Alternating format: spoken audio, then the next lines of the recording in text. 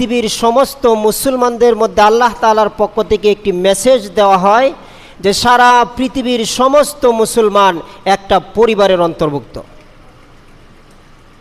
এই হজের তওয়াফের মাধ্যমে, এই হজের অন্যান্য কাজ কর্মের মাধ্যমে সারা পৃথিবীর সমস্ত মানুষের কাছে আরেকটি মেসেজ দেওয়া হয় যে এই কাবা শরীফ যখন হজ করবে এর মাধ্যমে সারা পৃথিবীর সমস্ত রাজা, বাদশাহ, ধনী, গরিব, ফকির, মিসকিন প্রত্যেকেই একটা শিক্ষা নিবে।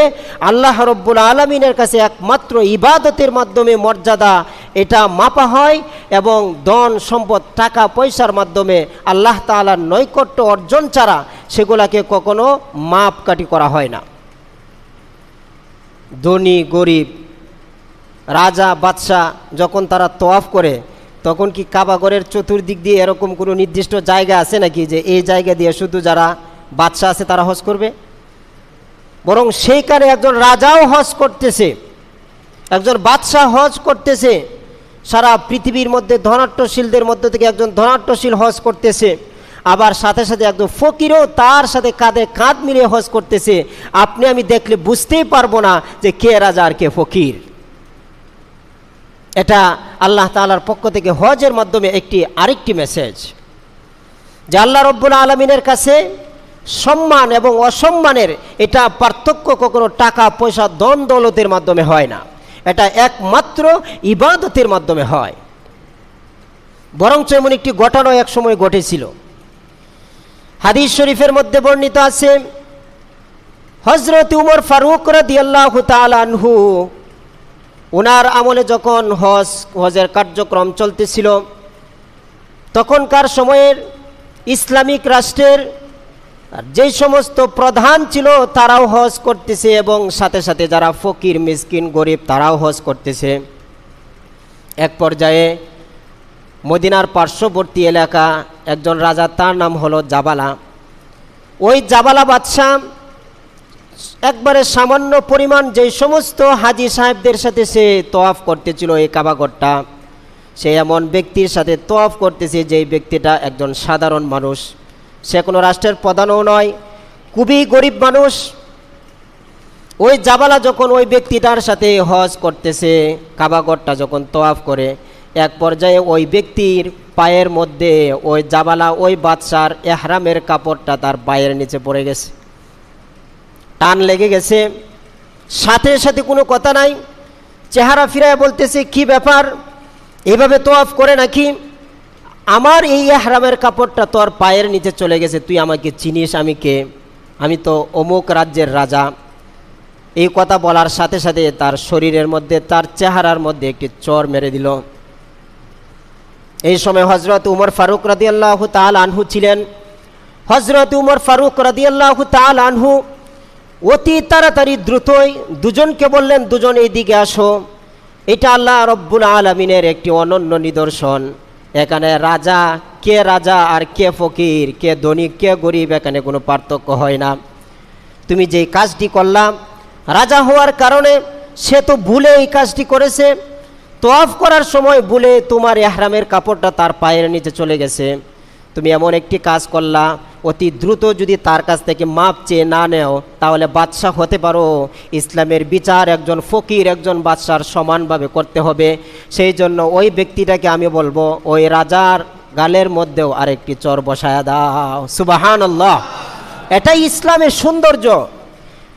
ইসলাম যে এত মহান, ইসলাম কখনো টাকা পয়সা, ধন দৌলত, রাজা বাদশা এগুলোর দিকে তাকাই না। ইসলাম তাকায় সদা সর্বদাই কার ভিতরে মানবতা কতটুকু আছে, কার ভিতরে কার চরিত্র কতটুকু ভালো আছে, কে কতটুকু অন্যায় করেছে আর কে কতটুকু সৎ কাজ করেছে। উমর ফারুক রাদিয়াল্লাহু তাআলা আনহু তাকে যখন এই কথা বললেন যে তার কাছে তুমি মাপ চাও, অন্যথায় তোমার চেহারার মধ্যেও আরেকটি চর বসায় দিবে। জাবালা বলতেছে, ওমর আমিরুল মুমিনিন, আপনি তো জানেন আমি একটি রাজ্যের রাজা, আমি একটি রাজ্যের বাদশাহ, আপনি কেমন বিচার করলেন যে একটি সাধারণ মানুষ আমার সাথে আপনি সমান বিচার করতেছেন, এটা কেমন? হযরত উমর ফারুক রাদিয়াল্লাহু তাআলা আনহু বললেন, যখন নালিশ বসে যায় বিচার কার্য যখন শুরু হয়ে যায়, এই বিচার একমাত্র হবে অন্যায় আর নেই সেটা পার্থক্য করার মাধ্যমে। সেখানে কে রাজা আর কে ফকির এটা লক্ষ্য করাই হবে না। আমরা আরও ঘটনা শুনেছি, হযরত আলী রাদিয়াল্লাহু তাআলা আনহুর তরবারি এক ইহুদি কী করছে, চুরি করছে। কাঠগড়ায় যখন তাকে বসানো হলো, ইসলামের একটি নিয়ম হচ্ছে পিতার পক্ষে সন্তানের সাক্ষী কখনো গ্রহণ করা হয় না। সেই হিসেবে কাজী সাহেব দেখেন একজন রাষ্ট্রের প্রধান আমিরুল মুমিনিন সে কাঠগড়ায়, আর একজন বিচারক সেও তো ওই যে রাষ্ট্রের প্রধান আছে তার আয়ত্তেই তো থেকে চাকরি করে। জিজ্ঞেস করতেছে রাষ্ট্রের প্রধানকে, এই তরবারিটা যে আপনার, এটার পক্ষে আপনি প্রমাণ পেশ করুন। হযরত আলী রাদিয়াল্লাহু তাআলা আনহু বললেন যে কাজী সাহেব, এই যে তরবারিটা আমার, এখন তো তরবারিটা ইহুদির কাছে আছে, এটা যে আমার এটা একমাত্র প্রমাণ হচ্ছে আমার ছেলে হযরত হাসান রাদিয়াল্লাহু তাআলা আনহু, যে সে জানে এই তরবারিটা আমার। কাজী সাহেব বলতেছে ইসলামিক বিচার ব্যবস্থার মধ্যে পিতার পক্ষে সন্তানের সাক্ষী গ্রহণ করা হয় না। অন্য কোনো সাক্ষী যদি আপনার থাকে তাহলে পেশ করুন। অন্য কোনো সাক্ষী পেশ না করার কারণে মুসলিম জাহানের খলিফা হযরত আলী রাদিয়াল্লাহু তাআলা আনহুর বিরুদ্ধে ইহুদির পক্ষে এই কাজী সাহেব কি করলেন, ফায়সালা দিয়ে দিলেন যে সাক্ষী প্রমাণের ভিত্তিতে আপনি উপযুক্ত সাক্ষী পেশ না করার কারণে এই তরবারির মালিক হচ্ছে ইহুদি।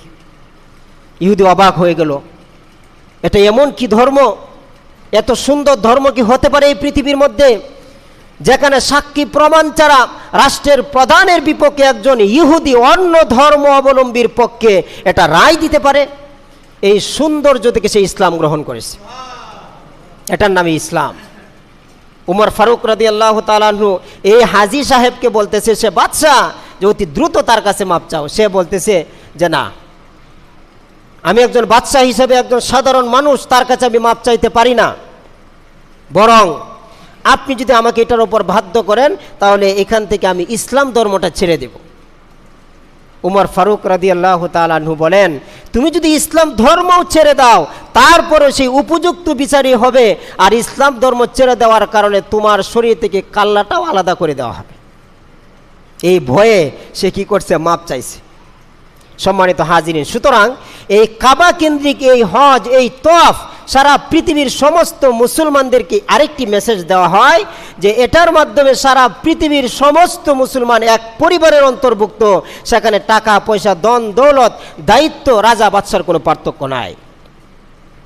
এটা এসেছে আরেকটা একাত্মবাদ এই পৃথিবীর মধ্যে আল্লাহ তাআলার পক্ষ থেকে প্রতিষ্ঠা করার জন্য, একটি অনন্য নিদর্শন স্থাপন করার জন্য, যে সারা পৃথিবীর কোনো মুসলমান, কোনো মুমিন কখনো আল্লাহ তাআলাকে ব্যতি রেখে অন্য কোনো কিছুর ইবাদত করতে পারে না। এই কাবাঘর এটা নির্মাণই করা হয়েছে হাজী সাহেবদের জন্য হযরত ইব্রাহিম আলাইহিস সালাতু ওয়াস সালামের মাধ্যমে।